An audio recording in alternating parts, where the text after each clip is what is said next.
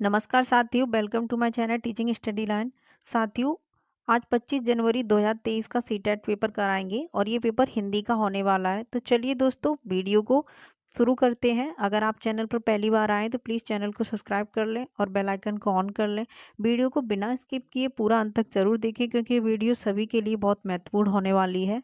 तो चलिए दोस्तों, आज का पेपर शुरू करते हैं। और ये जो सीटेट का आपका पेपर सॉल्व कराया जा रहा है, ये 1 to 5 के लिए है। हिंदी का पेपर है तो इसमें गद्यांश दिया हुआ है, एक बार इसको पढ़ लेंगे थोड़ा।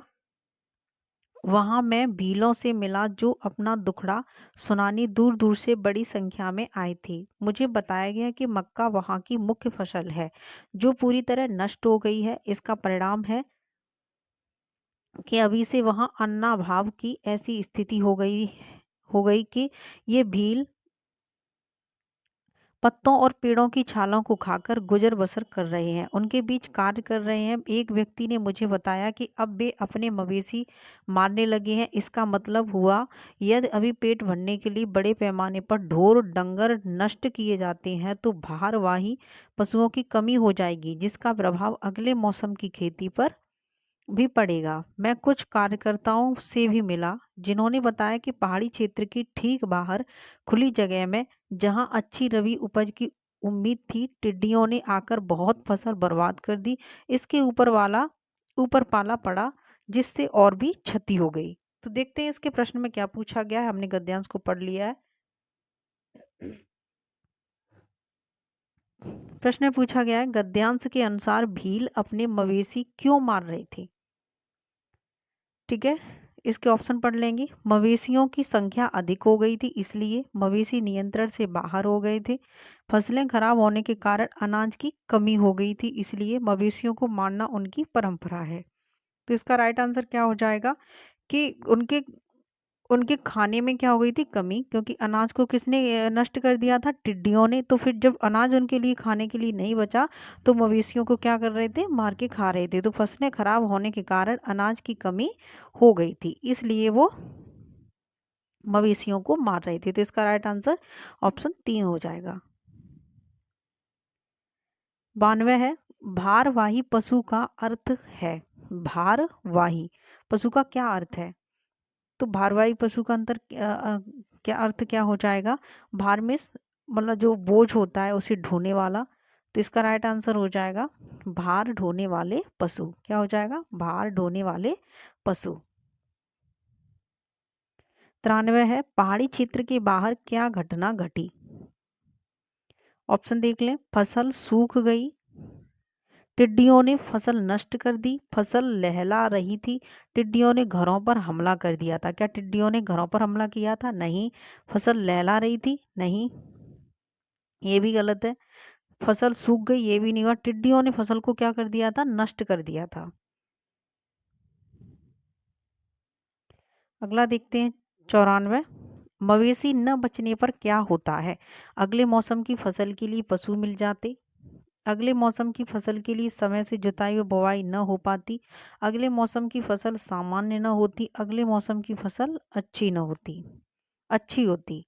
तो क्या अगर मवेशी नहीं रहेंगे तो क्या होगा, मवेशी किसके जुताई में भी आते हैं, बुवाई में भी आते हैं। तो इसका राइट आंसर क्या हो जाएगा, ऑप्शन बी, अगले मौसम की फसल के लिए समय से जुताई व बुवाई न हो पाएगी अगर मवेशी न बचेंगे तो। 95 है, टिड्डियां हैं। तो टिड्डियां कैसा शब्द है, जातवाचक संज्ञा है, भाववाचक संज्ञा है, व्यक्तिवाचक है, या फिर गुणवाचक है। तो ये जातवाचक हो जाएगी। कैसी हो जाएगी, जातवाचक संज्ञा है। टिड्डियां क्या होती है, एक जाति होती है टिड्डी की। ठीक है, तो ये जातवाचक हो जाएगी। 96 है, ज्ञात का विलोम है। विलोम शब्द यहाँ पूछा गया है, तो ज्ञात ज्ञात का क्या हो जाएगा, अज्ञात हो जाएगा। ज्ञात अज्ञात, जो ज्ञात में जानना, अज्ञात में जो पता न हो। 97, ढोर डंगर से तात्पर्य क्या है। अभी जो उसमें गद्यांश में शब्द आया था ढोर डंगर, तो ढोर डंगर का जो मतलब है वो है पशुधन से। किससे है, पशुधन से ढोर डंगर का तात्पर्य है। गद्यांश के अनुसार भीलों की मुख्य फसल क्या है। यहाँ पूछा गया है के गद्यांश के अनुसार भीलों की मुख्य फसल क्या है? गेहूं, मक्का, बाजरा, चावल। तो बाजरा, चावल, गेहूं, इनकी कहीं यहाँ चर्चा नहीं की गई। किसकी की गई है? मक्का की। तो इसका आंसर क्या हो जाएगा? मक्का। आपको गद्यांश को अच्छे से पढ़ना है, थोड़ा ये ऐसा भी नहीं कि सरसरी आंखों से देख लो, एक बार पढ़ लो लेकिन उसको गहराई से पढ़ लो, जिससे कि बार बार पढ़ने की जरूरत ना पड़े। और फिर प्रश्न को पढ़ते हुए उसका आंसर टिक करते जाओ। इतना टफ भी नहीं आएगा, 1 to 5 का पेपर है। तो अगला प्रश्न देखते हैं। अन्ना भाव का अर्थ है।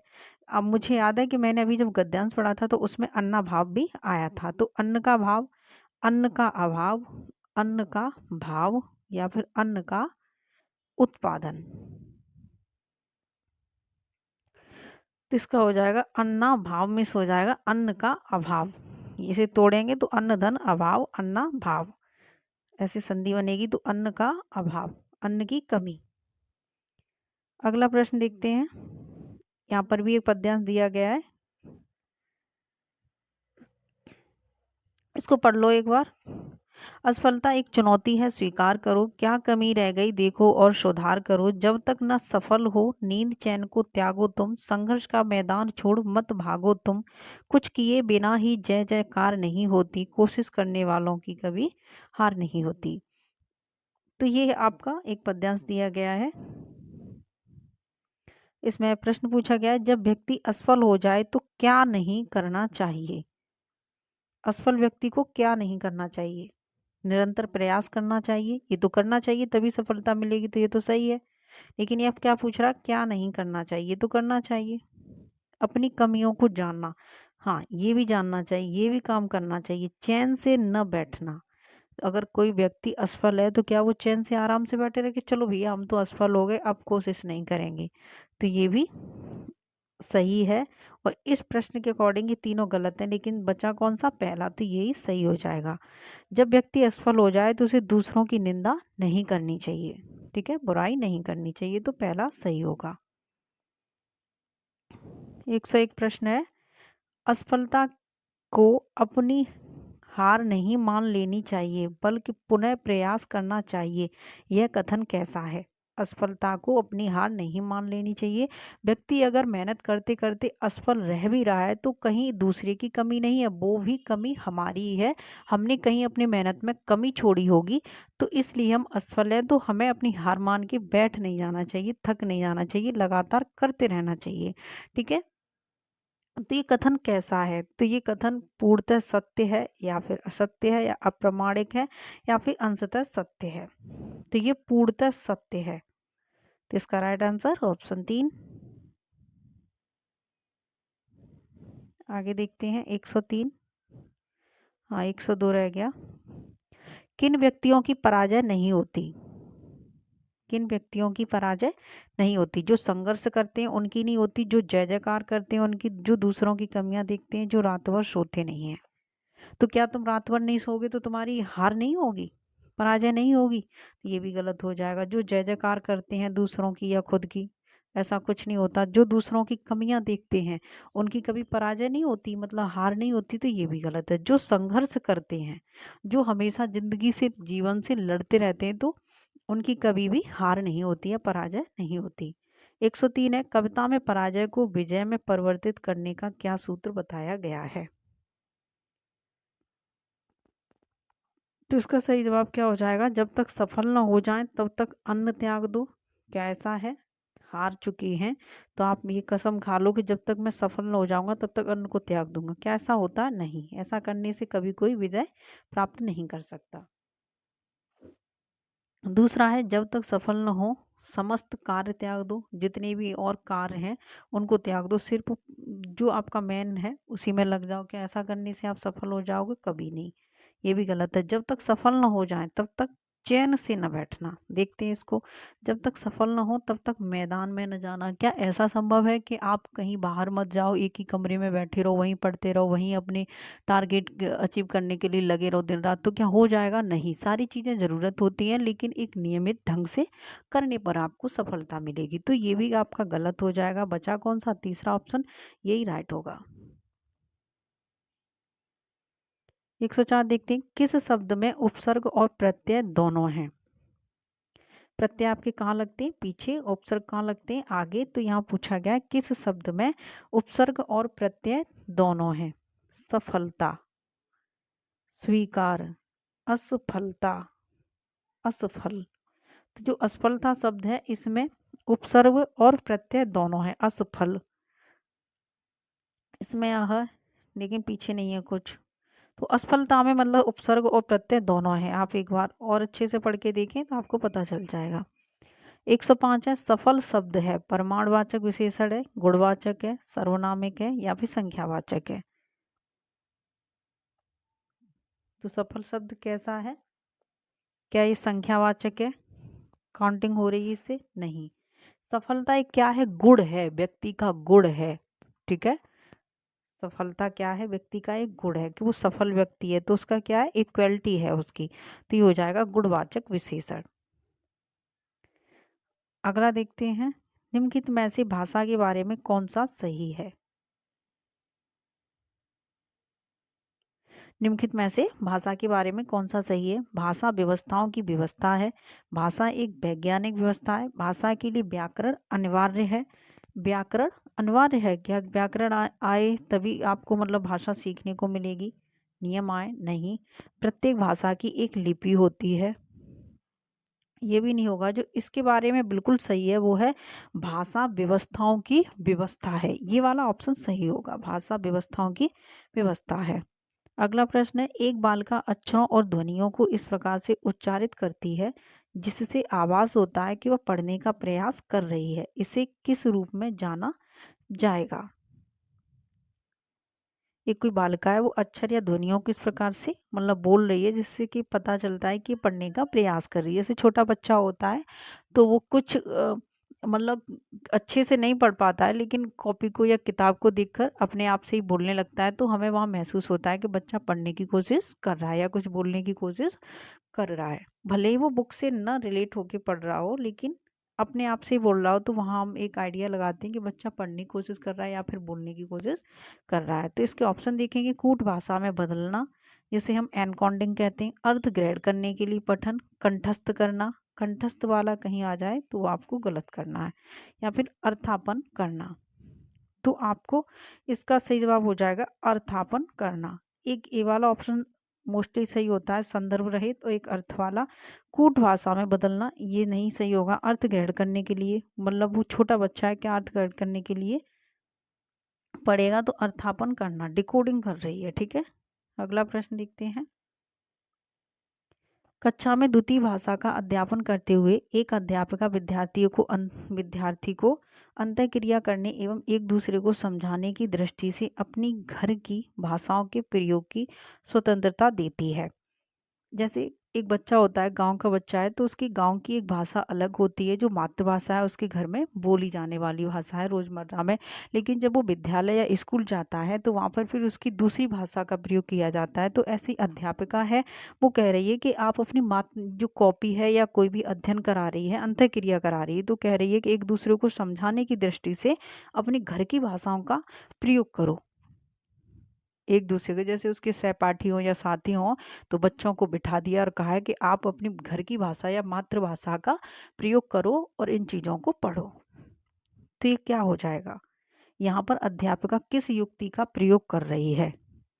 सामूहिक कार्य का, बहुभाषावाद का, द्विभाषावाद का, भाषा अंतरण का? तो इसका सही जवाब क्या हो जाएगा? भाषा अंतरण का, ट्रांस लैंग्वेज। क्या कर रही है? ट्रांस लैंग्वेज, भाषा अंतरण का प्रयोग कर रही है। अगला प्रश्न है 109, राष्ट्रीय शिक्षा नीति 2020 के द्वारा बुनियादी चरण की अवधि क्या है? 2 वर्ष, 3 वर्ष, 4 वर्ष या फिर 5 वर्ष? तो इसका सही जवाब हो जाएगा 5 वर्ष। राष्ट्रीय शिक्षा नीति 2020 के द्वारा बुनियादी चरण की जो अवधि है, याद रखना, 5 वर्ष है। निम्नलिखित में से कौन सा स्रोत बच्चों में भाषा विकास का स्रोत है? भाषा का विकास किसके द्वारा हो सकता है? ऑप्शन देखिए, जब बच्चे दूसरों द्वारा बोली जा रही भाषा पर ध्यान देते हैं तो इससे बच्चों में भाषा का विकास होगा। दूसरा ऑप्शन है, गर्भावस्था के दौरान माँ द्वारा बोली जा रही भाषा से क्या बच्चों का विकास होगा? बच्चों को जन्म देते समय माँ द्वारा बोली जा रही भाषा, उससे विकास होगा, या फिर बच्चों के साथ बातचीत करते समय माँ द्वारा अक्सर बोली जा रही भाषा से बच्चों की भाषा में विकास होगा। तो इसका जो राइट आंसर हो जाएगा वो हो जाएगा ऑप्शन डी, मतलब चौथा, बच्चों के साथ बातचीत करते समय माँ द्वारा अक्सर बोली जा रही भाषा। क्योंकि हमारी जो सर्वप्रथम गुरु होती है वो कौन होती है? माँ होती है। और माँ या पिता जो भी हमसे बात करते हैं तो बच्चा पहले सबसे पहले कहाँ? घर से सीखता है। तो घर में कौन होते हैं? माँ होती है उसके लिए मुखिया। ठीक है, तो माँ जैसी भाषा बोलेगी बच्चा वैसा ही सीखेगा। तो बच्चे में सबसे पहली जो भाषा का विकास होता है वो कहाँ से होता है? तो माँ जिस तरीके से उससे बातचीत करती है बच्चा वही सीखता है। तो आपको यहाँ सर्वप्रथम गुरु किसको मानना है? माँ को मानना है। ठीक है, अगला प्रश्न देखते हैं। 111, एक बालिका ने अभी हाल ही में बुनियादी चरण में प्रवेश लिया है। वह दीवारों और फर्श पर इस तरह की आड़ी तिरछी लकीरें खींचती है जिनका कोई आकार या प्रतिरूप नहीं है। बच्चों के भाषा विकास के इस कार्य को किस रूप में जाना जाएगा? आपने छोटे छोटे बच्चों को देखा होगा कि वो घर में जो दीवारें होती हैं, स्कूल में ना घर में भी वो कर लेते हैं कि घर में जो दीवारें होती हैं तो उनमें वो पेंसिल चलाने लगते हैं। छोटे बच्चे तो पेन को नहीं पकड़ के वो पेंसिल अक्सर चलाते रहते हैं या पेन से लकीरें बना देते हैं, कभी सर्कल बना देंगे, कभी लाइंस बना देंगे आड़ी तिरछी। तो इस जो लाइंस हैं इनको क्या किस रूप में रखा गया है? ठीक है, ये पूछा गया है। ये कौन सी साक्षरता है? आरंभिक है? कौन सा विकास है ये? कार्यात्मक साक्षरता है या फिर यह संज्ञानात्मक विकास का भाग है? संख्या बोध का भाग है? क्या है ये जो आड़ी तिरछी लकीरें बनाते हैं बच्चे? तो ये क्या है? आरंभिक साक्षरता है। बच्चा भी क्या कर रहा है? प्रारंभ कर रहा है सीखना। ठीक है, क्या कर रहा है बच्चा? आरंभिक या प्रारंभिक साक्षरता है। तो इसका राइट आंसर ऑप्शन ए हो जाएगा। प्रश्न नंबर 112 देखेंगे। निम्नलिखित में से कौन सा कथन भाषा अधिगम के बारे में सही नहीं है? यहाँ कैसा पूछा है? नेगेटिव। और याद रखें जब पेपर में नहीं शब्द आ जाए तो उस पर लाइंस बना लें जिससे कि पता रहे ना। हम उसमें क्या करते हैं? पॉजिटिव जो आंसर होता है उसको टिक कर देते हैं जबकि पूछा होता है उसमें नेगेटिव। तो उस पर एक लाइन बना लें और ध्यान रखें। बच्चे साथ साथ कई भाषाएं सीख सकते हैं। पूछा किसके बारे में? भाषा अधिगम के बारे में सही नहीं है। ठीक है, बच्चे साथ साथ कई भाषाएं सीख सकते हैं, सही बात है। बच्चे एक दूसरे में बैठते हैं तो अनेक प्रकार की भाषाओं को सीखते हैं। तो ये प्रश्न तो सही है, सॉरी ये ऑप्शन तो सही है। प्रथम भाषा द्वितीय भाषा के अधिगम में व्यवधान डालती है। क्या ऐसा होता है? बच्चा अपनी मातृभाषा सीखा है लेकिन स्कूल में जाते ही उसने या फिर बच्चे या फिर स्कूली भाषा जो सीखी तो क्या वो वाली भाषा उसकी मातृभाषा में व्यवधान डालती है? नहीं। हम जो अपनी मातृभाषा होती है उसको हम नहीं बोलते हैं, नहीं भूलते हैं। जैसे गांव का बच्चा है तो गांव में आने पर गांव जैसी भाषा अपनी माँ पिता से बोलता है और जब स्कूल में जाता है तो स्कूल जैसी, तो उसमें वो कोई व्यवधान नहीं डालती है। तो ये गलत हो जाएगा, लेकिन प्रश्न के अकॉर्डिंग ये सही होगा। ऑप्शन सी है, भाषा अर्थपूर्ण संदर्भों में सीखी जाती है। तो ये सही है। आपको भी वैसा कौन सा शब्द मिल गया? अर्थपूर्ण संदर्भों में। भाषा नियमों पर निपुणता प्राप्त करने के बाद सीखी जाती। क्या छोटा बच्चा होता है उसको पहले नियम सिखाया जाता है? नहीं। माँ है उसको जैसे बोलना सिखाती है, मम्मी पापा दादी बाबा, ये सामानों के बारे में जानकारी देती है, पंखा है, कबूतर है, कूलर है, तो उस तरीके से वो सीख जाता है। उसमें कोई नियम का प्रयोग नहीं करते कि छोटा बच्चा है, छोटा बच्चा क्या जाने कि नियम है। नियम के बाद निपुणता मतलब भाषा सीखने में आती है। तो ऐसा कुछ भी नहीं है, तो ये गलत हो जाएगा। अब इसमें कौन कौन से ऑप्शन गलत हैं? एक बी है और डी। देख लो किस ऑप्शन में बी और डी सही नहीं है। तो इसका राइट आंसर ऑप्शन 2 हो जाएगा। प्रश्न नंबर 113, कक्षा 5th का विद्यार्थी अरुण पेड़ों के बारे में एक अनुच्छेद सुनता है और वह ध्वनि, शब्दों और उसके बाद समग्र विचार बिंदुओं पर ध्यान केंद्रित करता है। श्रवण के इस उपागम को क्या कहा जाएगा? एक बच्चा है जिसका नाम है अरुण, वो पेड़ों के बारे में एक अनुच्छेद सुनता है। ये स्टेटमेंट है, वो किसी ने दिया है, वो सुनता है, वो ध्वनि, शब्दों और उसके बाद समग्र विचार बिंदुओं पर ध्यान केंद्रित करता है। तो क्या हो जाएगा? टॉप डाउन मॉडल, मिश्रित मॉडल, गुणात्मक उपागम, बॉटम अप उपागम। तो ये हो जाएगा बॉटम अप उपागम। क्या हो जाएगा? बॉटम अप, क्योंकि उसने पहले क्या सुना? ध्वनि, फिर शब्द, फिर जो समग्र विचार है। तो बढ़ते हुए क्रम में बॉटम से अप के ऊपर जा रहा है, सॉरी बॉटम से अप पर जा रहा है, तो बॉटम अब उपागम हो जाएगा। तो इसका राइट आंसर क्या हो जाएगा? चौथा। 114 है, एक अध्यापिका कक्षा 5 के विद्यार्थियों को तरह तरह के जीवा मोड़कर गीत, मतलब टंग ट्विस्टर करवाती है। जीभ मोड़कर गीत करवाती है। वह शिक्षार्थियों को क्या सिखाना चाहती है? श्रवण वाचन और उच्चारण, या फिर वाचन और पठन, उच्चारण, या फिर समावेशित रूप से सभी कौशल। तो वो क्या सिखाना चाहती है? तो इसका सही जवाब क्या हो जाएगा? उच्चारण। जीभ को तोड़ मरोड़ के या मोड़ मोड़ के वो बोलना सिखा रही है, गीत को मतलब बुलवाना सिखा रही है, तो वहां पर वो उच्चारण हो जाएगा। 115 देखेंगे, निम्नलिखित में से कौन सा संकेत भाषा के बारे में सही नहीं है? संकेत भाषा की व्याकरण होती है। संकेत जो होते हैं वो भाषा की क्या होती है? व्याकरण होती है। ऑप्शन 2 है, संकेत भाषा प्राकृतिक भाषा है। संकेत भाषा की व्याकरण नहीं होती है। संकेत भाषा के विभिन्न प्रकार होते हैं। तो इसका जो सही जवाब हो जाएगा, इसमें क्या पूछा है? नेगेटिव। तो ये सही है, ये भी सही है। संकेत भाषा के विभिन्न प्रकार होते हैं। जैसे कुछ लोग भाषा न बोल के हम इशारा कर देते हैं, लेकिन इशारे में सारी बातें कहते हैं, तो वो भी तो एक प्रकार की भाषा है। तो ये सही हो जाएगा, संकेत भाषा के विभिन्न प्रकार होते हैं। संकेत भाषा की व्याकरण नहीं होती, तो ये गलत है। ठीक है, तो यही इस प्रश्न का सही हो जाएगा। अगला प्रश्न है 116, एक अध्यापिका अपनी कक्षा में दो दो के जोड़ों में काम करवा रही है। वह 8 वाक्यों के एक अनुच्छेद से एक वाक्य एक विद्यार्थी, दूसरा वाक्य दूसरा विद्यार्थी, इस तरह से बारी बारी से पढ़वाती है। विद्यार्थियों को अपने जोड़ीदार से सुने गए वाक्य लिखने हैं। वे अनुच्छेद पूरा लिखकर एक दूसरे को दिखाते हैं कि उन्होंने सही लिखा है या नहीं। भाषा अधिगम की इस गतिविधि को किस रूप में जाना जाएगा? एक अध्यापिका ने अपनी कक्षा में दो दो के जोड़ों में काम करवाया। दो दो बच्चे बिठा दिए। वो 8 वाक्यों के एक अनुच्छेद से एक वाक्य एक विद्यार्थी द्वारा, दूसरा वाक्य दूसरा विद्यार्थी द्वारा बारी बारी से पढ़वाती है। फिर वो लोग जो सुनते हैं वो लिखते हैं और अपने सहपाठियों को दिखाते हैं। तो ये जो पूरी प्रक्रिया है वो क्या है अधिगम की? पारस्परिक श्रुतलेख है, अनुच्छेद श्रुतलेख है, अनुच्छेद सुना जा रहा है, या फिर आपस में सुन रहे हैं, या फिर श्रवण कार्य हो रहा है, या फिर लेखन कार्य हो रहा है। तो इसका सही जवाब क्या हो जाएगा? पारस्परिक श्रुत लेख है। आपस में बच्चे क्या कर रहे हैं? सुन रहे हैं। दो बच्चे बैठे हैं, वो बारी बारी से श्लोक पढ़ते हैं, जो भी उनका वाक्य दिया गया है वो पढ़ते हैं, फिर वो सुनते हैं। तो यहाँ क्या है? आपस में श्रुत लेख हो रहा है। बच्चे सुन ही तो रहे हैं, तो वो क्या हो रहा है? श्रुत लेख हो रहा है।